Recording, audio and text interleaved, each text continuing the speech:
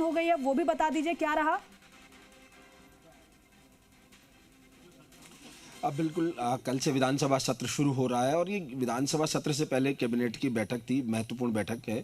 और इस बैठक में विभिन्न जो प्रस्ताव है सरकार उन पर विचार किया, उस पूरे तमाम मंत्रिमंडल सहयोगियों के साथ बैठ के मुख्यमंत्री ने। जी। और विधानसभा सत्र क्योंकि हंगामेदार रहने वाला है, कल से जो विधानसभा सत्र शुरू होगा तो उसको भी सुचारू रूप से कैसे चलाया जाए उस पर चर्चा हुई है। इस बैठक में 3 जो विधेयक थे जो प्रवर समिति को भेजे गए थे उन पर भी चर्चा हुई हो, क्योंकि इन तीनों विधेयकों के साथ ही कुछ और अन्य विधेयक सरकार ला सकती है इस बैठक में।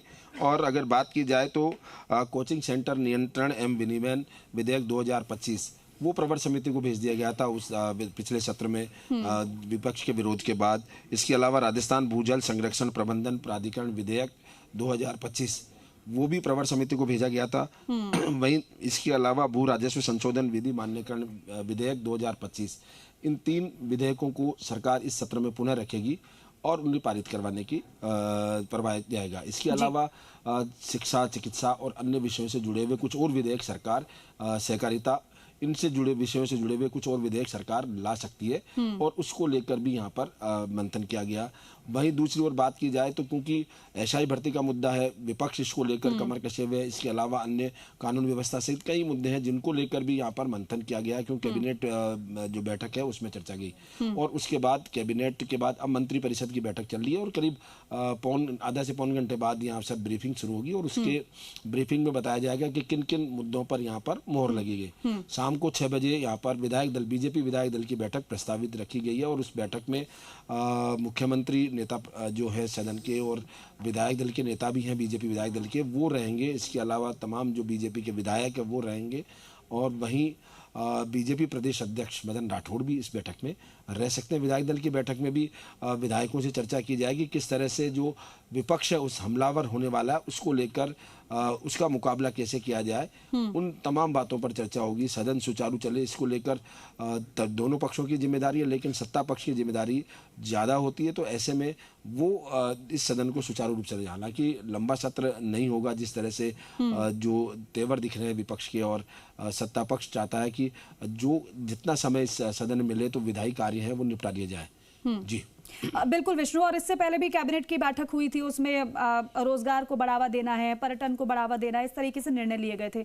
एक बात और विष्णु, बड़ी चर्चा चल रही है धर्मांतरण विरोधी बिल की सरकार इस बार विधानसभा सत्र में ला सकती है, क्या ऐसी कोई चर्चा सुनाई दे रही है क्या?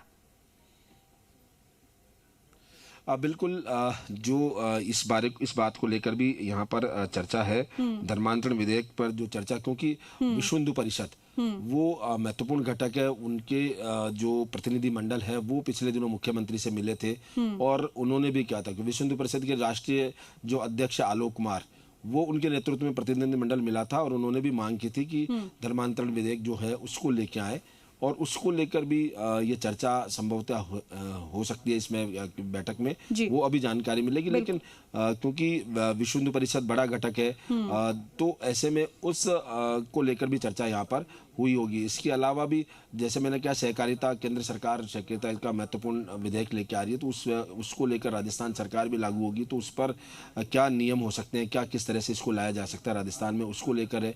मेडिकल और शिक्षा से जुड़े हुए कुछ और विधेयक सरकार ला सकती है।